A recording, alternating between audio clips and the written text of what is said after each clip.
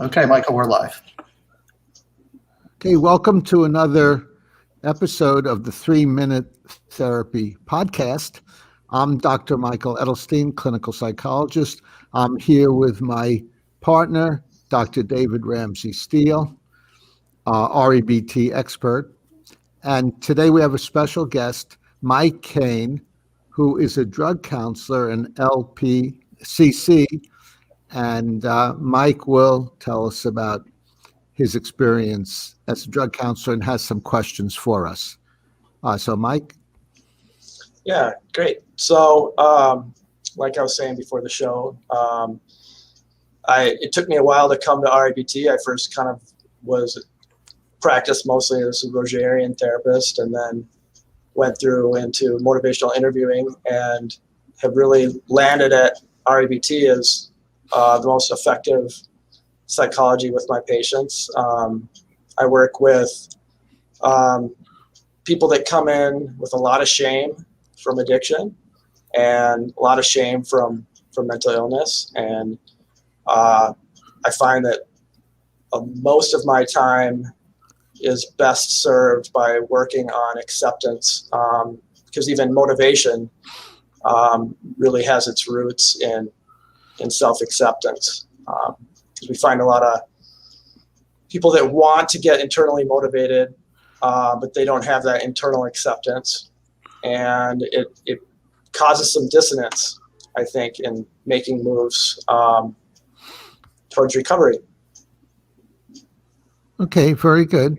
So I assume, Mike, you teach them some of the basic principles of REBT, rational emotive behavior therapy, as a start. Is that right? So one of the basic principles is our situations or our behaviors cannot create emotions, but rather it's always our thinking about our behaviors or about situations that create our emotions. Mm-hmm. So you said they have shame from addiction, indicating that the addiction causes their shame. Yeah. So it's good. I teach semantic accuracy, which means teaching therapists to be accurate in how they speak and accurately reflect reality that we're teaching. So that's just a side note. Yeah, thank you for that. And, that's totally correct. And I feel that, addiction, when people are suffering from addiction, they do make choices that are against their values. And that often leads to self-downing, to shame. And so, yeah, I do absolutely teach that. So it's an acceptance of the disorder, but of course, that we're bigger than the disorder. We have a disorder. We aren't a disorder. That's why I really encourage my patients, call them patients here, clients, to not say I'm an addict, I'm an alcoholic, to feel that that's inaccurate for one, but also can be destructive. Yes. To get more of a context, Mike, what kind of drug problems do you normally work with? Anything and everything. Methamphetamine is a big problem these days. Heroin, marijuana, alcohol, you name it, pretty much. Yeah. What about opioids? Yeah. So heroin, fentanyl, and one of the problems we're seeing with heroin is it's being cut a lot with fentanyl, or they're even making opiate prescription medications that are cut with fentanyl. They look like Percocets, but they're actually fentanyl. So we're having a lot of overdoses with that. So getting back to your main issue in terms of working with them, and that is their shame or lack of unconditional acceptance. What is their main objection to, if there is one, or what's some examples of some of their objections when you teach them unconditional self-acceptance, which means no matter how poorly they act, that doesn't turn them into bad people. It turns them into imperfect humans who act badly like Yep. everyone else. And what kind of objections do you get to that? Yeah, I get a lot of objections. I think that I think it's a radical idea for some people. It was for me when I discovered it, based on cultural influences and our own thinking and families' thinking. So I think at first people will say they understand it intellectually, but they don't feel it. And then what that tells me is that their belief that they're not worthwhile is stronger than the new information that I'm giving them. So we do a lot of repetition. Actually, the way I got heard about you, Dr. Edelstein, other than Deborah Jaffe Ellis, is your paper on the trouble with self-esteem.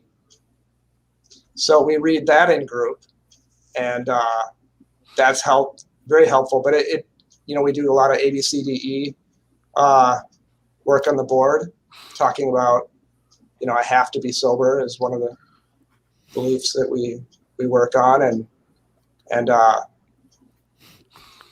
basically we're not our addiction. We're not what we've done. Right. Very good. Yeah. And one of the things you just said that I really liked is you said you do a lot of repetition, and that's really important. And you said they understand it intellectually, but they don't feel it. And the way I look at that is that there are two levels of understanding, level 1 and level 2. Level 1, as you said, sometimes is called understanding it intellectually, or having a superficial recognition that they're not bad people. But level 2 is being convinced, deeply feeling it, believing it, and acting on unconditional self-acceptance. So that takes repetition, practice, reinforcement, as you said. Yeah. Now, when someone says they understand the concept, a good approach, I think, is to say, okay, in your own words, what's your understanding of what I said? What's your perspective on it? And see if they actually at least understand it intellectually or superficially. Because if you explain something to someone, often they'll say, yes, I understand, but that doesn't tell you anything. You don't know if they do or not unless you ask them, give them a little quiz, a surprise quiz, and you ask them how do they interpret what you're saying. So that's something you could try. Yeah, thank you. Yeah. Another aspect is I attempt to create a culture within the group with these concepts, so that the clients catch each other and using absolutistic language and talking about their mistaken beliefs or irrational beliefs. And so I find it really helps when it's not just coming from me, but it's coming from the culture of the group as well. That's great. Yeah. David, did you want to say something there? I think there is a problem in getting people to understand the difference between self-acceptance and approval of everything you've done to date. They're not the same thing, of course. I think there are some kind of rhetorical tricks that can be employed to bring home the difference. And one thing I think of is research has shown that 98% of the cells in the human body are completely replaced every 7 to 10 years. So another way to look at that is we're built for renewal. And there's a spontaneous tendency for things to go away. And if anybody thinks back over their life, things they were terribly worried about 10 years ago, they're probably not thinking about at all now. They may even have forgotten that they were worried about it. So there is this kind of natural tendency in human beings to write a new slate from time to time. Yeah. And if people actively resist this with things they're telling themselves, they've got this ideology. It's like an ideology. Once an alcoholic, always an alcoholic, which of course is being preached all the time by the media in response to Alcoholics Anonymous. well, it just isn't true. I was just thinking that exactly 60 years ago, for several months, I used to bite my nails, it was a terrible problem. I was biting them right down and threatening to injure my fingers, and then it suddenly went away for no particular reason. And then I remember it struck me sort of about a year later. Hey, I used to bite my nails, but I don't anymore. So it seems to me there's a natural tendency in human beings to move on and change. But the ideology holds you back. You think, I am an alcoholic, I am a nail biter. Another example would be having a tune on the brain, having a melody like a jingle, and you can't get it out of your head. Well, you can imagine someone thinking, I'm going to be cursed with this for the rest of my life. But of course, we all know that a couple of weeks ahead, you're going to completely forgotten this. And it's, so it doesn't frighten you in the same way that alcoholism or heroin addiction frightens you. Yeah. Yes, that's an excellent point, David. Another way to put it is humans are a process. We're always changing.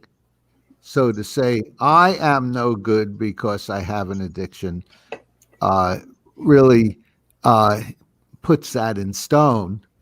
If you equal a no good Nick because you're acting in a no good way, then that's you, that defines you, just like I am an alcoholic. So that is against unconditional self-acceptance. Also, in terms of self-acceptance, people, not only are people always changing, but people, or I was going to say something else actually, the evidence is, to support David's point, that people who have alcohol problems grow out of it, to use that term, after a certain number of years. And I imagine that's true with other addictions also. Yes. Because it loses its novelty, its curiosity, and it becomes monotonous and tedious, and people tend to shy away from that type of thing. Yeah.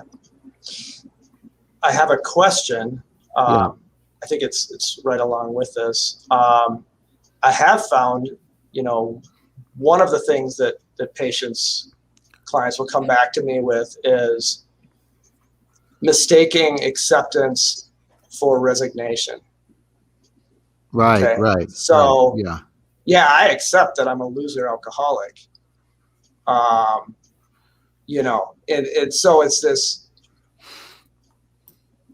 this embracing of the irrational belief, and just kind of learned helplessness, maybe. I don't know, but being curious on your thoughts. Yeah, so you could distinguish between accepting yourself and liking your behavior, as David said.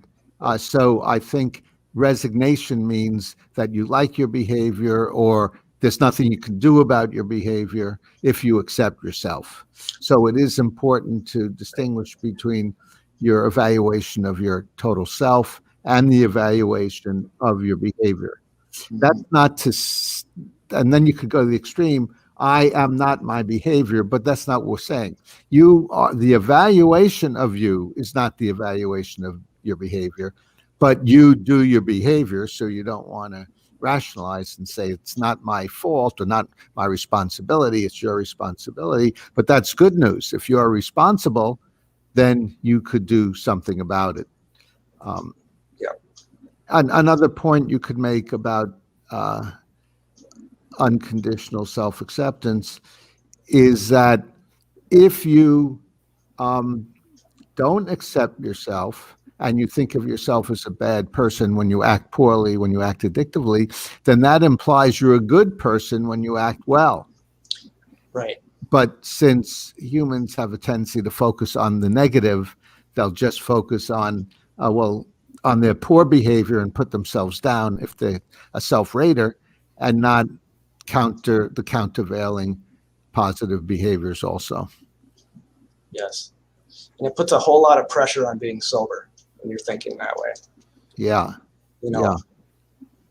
That's another thing that comes up, and that is sometimes people, with REBT, we try to help people identify their absolutistic thinking, must, should, supposed to's, have to's. So sometimes people with addictions might do something about thinking I must drink or I must satisfy my urge. But then when they're doing better, then they might tend to think I must not drink. I must not satisfy my urge. And when you put that kind of pressure on yourself, then it tends to be more difficult to stay on the straight and narrow. So I try to show them that although it's false to say I must not drink, I must drink, it's also false to think I must not drink. It's still a choice. The bottom line is a choice. There's a book by Jeffrey Shaler called Addiction is a Choice. And when you recognize that, then you have more power. It's an excellent book, by the way, worth reading. I'll check it out. Yeah. Yeah. Addiction is a Choice, Jeffrey Shaler. I found too that when we're thinking have to drink, have to not drink, we're not thinking of consequences. We're not emphasizing choice. It tends to get people feeling all sorts of emotions, extreme emotions, anger, fear, all sorts of things that are unhelpful. So yeah, we do a lot of work on that, emphasizing choice, really realizing that there's a lot of choices that lead up to that choice as well. So it's it's definitely back to what you were saying about people being a process. Right. Yeah. Right. Now, on the behavioral end of it, sometimes it helps to use some kind of competing behavior instead of the shooting up or the drinking, such as eating rather than drinking, eating something, or going for a walk, or going to bed, or texting a friend, or reading something, watching something. So it's good to have a list of competing behaviors for your clients that they can do instead. Yeah. And that includes, for me, really advocating for changing the way we look at self-medicating, because that's what I really think we're doing a lot of times. And to look at, calling up my psychiatrist, calling up my psychologist, counselor, as another alternative behavior when I don't feel good. So it's there's a lot of other options out there than using, that's for sure. Right. Another choice in behaviorally in helping them get off their drug is tapering versus abstinence. Mm-hmm. And most people who have had a heavy drinking problem do better with abstinence. But another option is tapering. Now, so that might be something to present to them. Definitely. Also, go on. I was just gonna say where I work here, we are an abstinence-based program. Oh yeah. Although we give a lot of flexibility within that, and I will present it sometimes like an experiment. I'll say let's do an experiment for 4 or 5 months here, and see what it's like to really make sobriety a priority. But absolutely. Old school abstinence only programs really tend to be shaming, in my opinion, a lot of times. So, shaming in what sense? Shaming in that if I make a mistake or 10 mistakes in using within a program, I failed, and then it so easily jumps to, I'm a failure, like we're talking about. And so behaviorally, if we can, as providers, give them the landscape or the freedom to make some mistakes and to not feel bad about it, or feel maybe regretful about the use, but not shaming, self-downing, then I think we can help people a lot better that way. Yeah. Anything else related to unconditional acceptance or objections that you've gotten from clients that we haven't covered?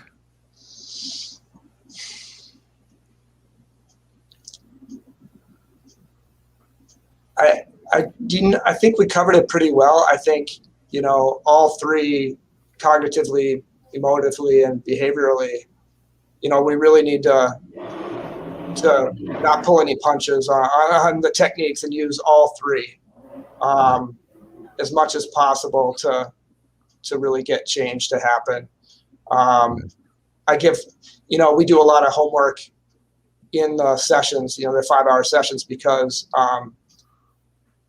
individual therapy, I can get people to do homework a little easier. I found that it's hard to get people to, after 5 hours a group, to do homework. So we do quite a bit of disputing type homework writing group. Yeah. And you mentioned 3 approaches you use: cognitive, behavioral, and emotional. Now, what could you talk more about what you mean by emotional? Yeah, that's interesting. So I would say, in the sense of identifying what emotions are coming up from the irrational beliefs that are being held. Like, we talk a lot about shame. And I'll put on the board regret, guilt, and shame, and we'll look at each of those and really help teach the clients that they might not even think they're having a cognition or a belief with the feeling, but they are. And so we work to identify that. We do some coping skills too. Like, we meditate, bring in some mindfulness meditation every day for some emotional regulation. And when people are we do some affirmations, and I'm clear that it's with them that it's not positive psychology, but that it's a way to affirm what they're trying to replace their rational thinking, and having them do that emotively. So, not just say I'm strong, but really, really belt it out in group would be one example of that. Not I'm strong, I act strongly, or I'm capable of acting strongly. Better even. Yep. Yeah. Yep. Another strategy, Mike, which you might be including under emotional, is imagery. And Albert Ellis called that rational emotive imagery. And in our book, David and I call it 3-minute imagery. Okay. And are you familiar with that? I am. I'm familiar with the original. I can't remember who Albert Ellis said that he really kind of got the idea from, but the imagery where imagining an upsetting event and then rationally disputing using imagery and self-talk to bring it down to an appropriate emotion. Yeah, I'm familiar with that. Yeah. The person you were thinking about was Maxine Maltzby, right, who originated it, but he had positive imagery where you picture yourself succeeding. Okay. But with rational emotive imagery, you picture the worst, which is you're having a very strong urge to drink, shoot up, indulge. And then you allow yourself, that's step 1, where you picture the situation where you have the strong urge.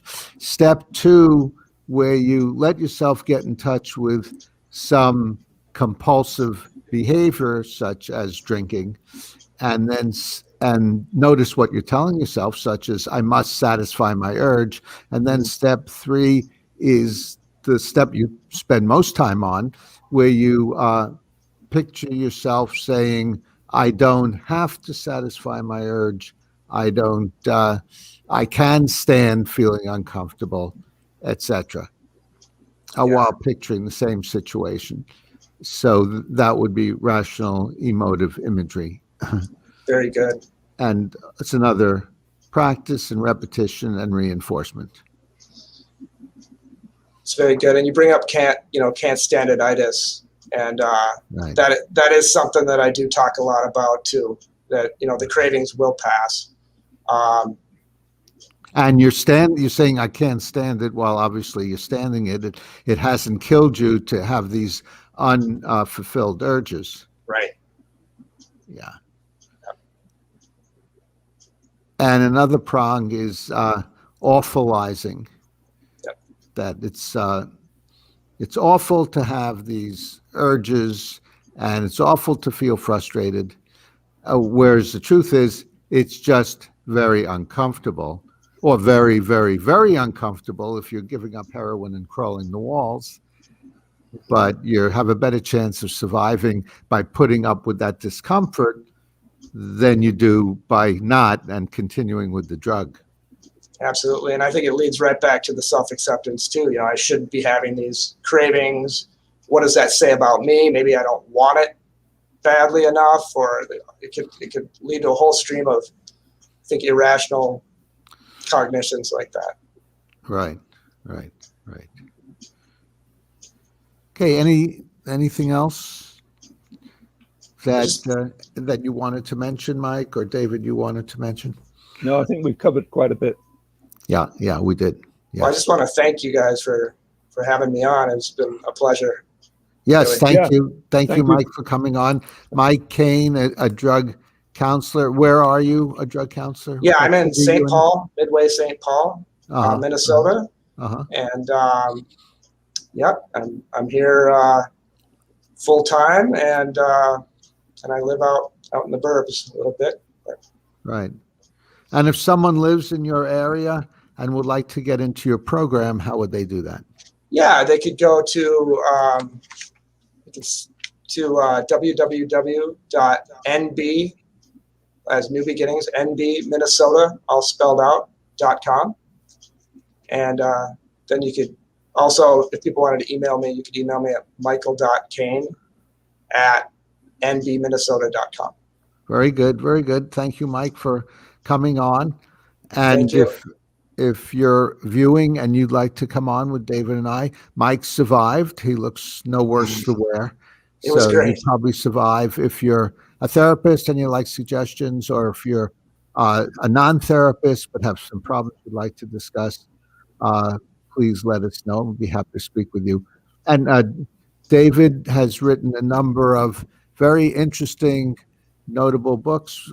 David, do you want to mention the name of some of your favorites? I wrote a book about George Orwell. It's a study of his thinking, what he believed.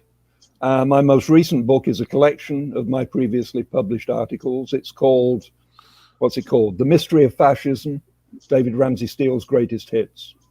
Right. Very good. That's David Ramsey Steele. And I'm Dr. Michael Edelstein. I'm a clinical psychologist with 40 years experience doing rational emotive behavior therapy. And there's a website you could check called 3minutetherapy.com, 3 spelled out. Get our book, 3-Minute Therapy. It's a great book. If you don't believe me, ask David.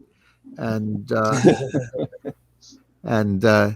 tune in for our next episode next Tuesday. And our episodes are streaming. So if you'd like to participate, ask questions, you're free to do that. So it's Tuesdays, 1 p.m. Eastern Standard Time. And if you have any questions about anything in the book or objections to anything in the book, let us know, or even come on and we can discuss that. If you're a psychoanalyst, we'd be happy to entertain your ideas. So thanks for watching, and we'll see you next Tuesday, 1 p.m. Eastern Time.